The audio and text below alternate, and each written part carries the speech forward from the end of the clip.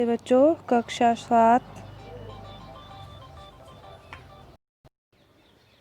7 विषय विज्ञान पाठ है भौतिक और रासायनिक परिवर्तन। इसके बारे में अपने आज पढ़ेंगे। क्या है कि दैनिक जीवन में हमें अपने आसपास बहुत से परिवर्तन दिखाई देते हैं। इन परिवर्तनों में एक या अधिक पदार्थ सम्मिलित हो सकते हैं। उदाहरण के लिए आपकी माताजी आपसे शीतल पेय बनाने के लिए पानी में शक्कर घोलने के लिए कहती है। ये प्रयोग तो सभी ने किया होगा। गर्मियों के मौसम में शिकंजी वगैरह बनाने के लिए आप क्या करते हैं, शक्कर को पानी में घोलते हैं। वो क्या हो जाती है, पानी में अच्छी तरह घुल जाती है और घुलने के बाद वापस आप शक्कर और पानी को अलग नहीं कर सकते। शक्कर का विलीन बनना ये भी क्या है, एक परिवर्तन है। इसी प्रकार दूध से दही जमना एक अन्य परिवर्तन है। कभी कभी दूध खट्टा हो जाता है और दूध का खट्टा होना भी क्या है, एक परिवर्तन है। खींचा हुआ रबर बैंड भी किसी परिवर्तन को प्रदर्शित करता है। ऐसे 10 परिवर्तनों की सूची आप आसानी से बना सकते हो जो आपके आसपास रोजाना दैनिक जीवन में घटित होते हैं। इस अध्याय में हम कुछ क्रियाकलाप करके इन परिवर्तनों का अध्ययन करेंगे। परिवर्तन क्या होते हैं, मुख्य रूप से 2 प्रकार के होते हैं। एक होता है भौतिक और दूसरा होता है रासायनिक। भौतिक परिवर्तन के लिए सबसे पहले आपको एक क्रियाकलाप दिया है, उस क्रियाकलाप को पढ़ेंगे कि कागज के एक टुकड़े को 4 वर्गाकार टुकड़ों में काट लीजिए। कोई भी कागज है, इस कागज को आप क्या करो, 4 वर्गाकार टुकड़ों में 1 2 3 4 भागों में आप इसको काट लोगे। प्रत्येक वर्ग को पुनः 4 टुकड़ों में, मतलब जो 1 है इसको फिर पुनः 4 में काटोगे, जिनसे ये टुकड़े परस्पर जुड़कर कागज के टुकड़े का मूल आकार ले लेते हैं। स्पष्ट रूप से अब इन टुकड़ों को पुनः जोड़कर मूल जोड़ तो एक टेबल पर आप ऐसे करके चारों को रख तो दोगे 1 2 3 4, लेकिन इनके बीच की दरार है वो क्या होगी, कम तो नहीं होगी। लेकिन जो कागज के गुण में परिवर्तन हुआ, क्या ये कागज के गुण में परिवर्तन हुआ? कागज के गुण में कोई परिवर्तन नहीं हुआ। दूसरा क्रियाकलाप करेंगे। देखो, आपकी कक्षा के चौक बोर्ड के आसपास फर्श पर गिरे चौक पाउडर को एकत्रित कर लें। जहाँ चौक के एक छोटे टुकड़े का चूर्ण बना लें। कोई छोटा टुकड़ा लिया, उसका क्या किया आपने, चूर्ण बना लिया और इस पाउडर में थोड़ा जल मिलाकर पेस्ट बना लें। इसे चौक के आकार में बेलकर सूखने दें। पहले तो क्या करें, आप पीस लें। पीसने के बाद उसका पेस्ट बना लें आटे की तरह और फिर उसको गोल गोल जैसा चौक होता है वैसा बेल कर उसको रख दें सूखने के लिए। क्या आप चौक के चूर्ण से फिर चौक बना सकते हैं? ऐसा करके देख लेना क्या होता है और क्या नहीं।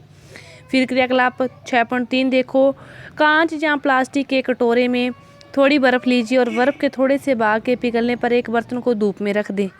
आपके पास बर्फ़ और जल का मिश्रण होगा। अब कटोरे को हिमकारी मिश्रण बर्फ़ और नमक में रख दें। क्या जल फिर से ठोस बर्फ़ बन जाएगा? अब कटोरे को हिमकारी मिश्रण बर्फ़ और नमक में रख दें तो क्या फिर वो वापस बर्फ़ बन जाएगा या नहीं? क्रियाकलाप एक और दे रखा है कि एक पात्र में थोड़ा सा जल लेकर इसे उबालिए। क्या आपको जल की सतह से भाप निकलती दिखाई देती है? और उबलते हुए जल से कुछ दूरी पर भाप के ऊपर किसी बर्तन को उल्टा करके रख दे और बर्तन की भीतरी सतह को देखें।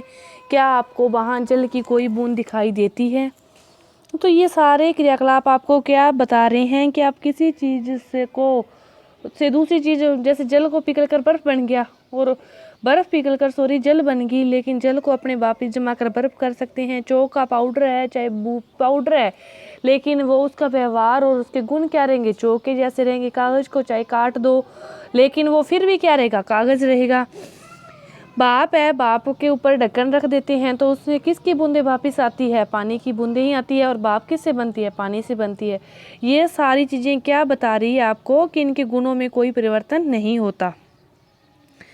देखो, उपयोग किए जा चुके लोहे की आरी के ब्लेड को चिमटे से पकड़िए और ब्लेड के मुख्य सिरे से अग्र भाग को गैस स्टोव की ज्वाला पर रखिए। कुछ मिनट तक प्रतीक्षा कीजिए।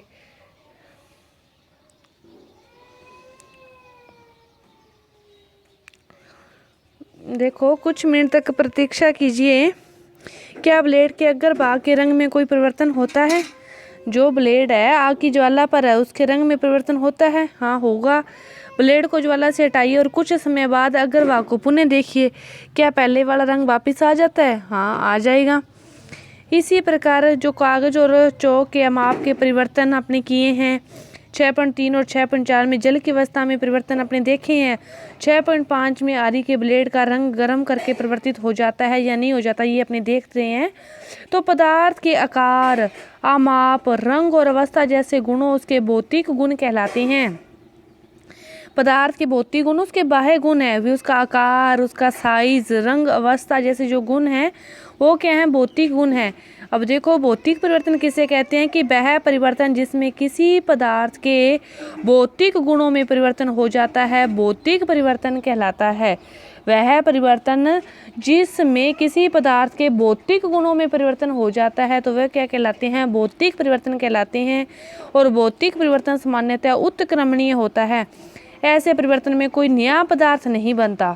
उत्क्रमणीय का अर्थ है कि वापस वही चीज होती है। जैसे देखो बर्फ पिघलकर पानी बना तो पानी को जमाकर वापस अपने बर्फ बना सकते हैं। इस परिवर्तन को क्या कहते हैं? उत्क्रमणीय परिवर्तन कहते हैं, भौतिक परिवर्तन कहते हैं। कि पानी और बर्फ का जो भौतिक चीज है वो क्या है? बदल गई, उनकी बाहरी आकार है। बर्फ कैसी होती है? ठोस होती है। लेकिन जल कैसा होता है? द्रव के रूप में होता है। कागज एक बड़ा आकार था, उसको काट कर छोटे कागजों में डिवाइड किया, लेकिन रहे तो कागज उस पर भी लिख सकते हैं और उस पर भी लिख सकते हैं। ये सारी चीज़ें क्या है? भौतिक परिवर्तन। अब देखो दूसरा पॉइंट है रासायनिक परिवर्तन। लोहे में जंग लगना एक ऐसा परिवर्तन है जिससे आप भली भांति परिचित हैं। यदि आप लोहे के एक टुकड़े को कुछ दिनों के लिए खुले में छोड़ दें तो इस पर भूरे रंग के पदार्थ की परत क्या हो जाती है? जम जाती है और यह पदार्थ जंग कहलाता है। और यह प्रक्रम क्या कहलाता है? जंग लगना कहलाता है। पार्क या लॉन आदि के लोहे के दरवाजे, बगीचों और पार्क आदि में रखी लोहे की बेंच और लोहे की जगह कोई भी वस्तु जो खुले में रखी जाती है उसमें क्या हो जाती है? जंग लग जाती है। खुले में लोहे की कोई भी वस्तु रखी हुई हो, पानी से, हवा से उसमें क्या लग जाती है? जंग लग जाती है। आपने देखा होगा कि घर में रखी कुल्हाड़ी, हथौड़ा आदि को वायु में कुछ दिनों तक खुला रख देने पर उसमें क्या हो जाती है? जंग लग जाती है। रसोई में लोहे का गीला तवा कुछ समय के लिए अपने रख दें, तवा कई दिनों के लिए अपने तवा वैसे ही छोड़ दें, उस पर रोटी ना बनाए तो उसमें क्या हो जाती है? जंग लग जाती है। जंग लोहा नहीं है, जंग उस पदार्थ से भिन्न है जिस पर यह लगती है। आइए हम कुछ ऐसे परिवर्तनों पर विचार करते हैं। मैग्नीशियम के जलते हुए फीते की ओर लंबी अवधि तक यह देखना हानिकारक होता है। शिक्षकों को बच्चों को बताना चाहिए कि वे जलते हुए मैग्नीशियम की ओर अधिक समय से टकटकी लगाकर न देखें। मैग्नीशियम की पतली पट्टी या तार का टुकड़ा लीजिए, इसमें सिरों को रेंगमाल से साफ कीजिए कर लेते हैं। सिरे को मोमबत्ती की लो के पास ले जाइए और उसके बाद पूरी तरह जलने के बाद ये क्या हो जाती है? श्वेत भस्म बन जाती है और पाउडर शेष रह जाता है। यह भस्म मैग्नीशियम के फीते जैसी होती है। ये इसकी क्रिया है, इसकी रासायनिक क्रिया कि मैग्नीशियम ऑक्सीजन से क्रिया कर मैग्नीशियम ऑक्साइड बनाता है।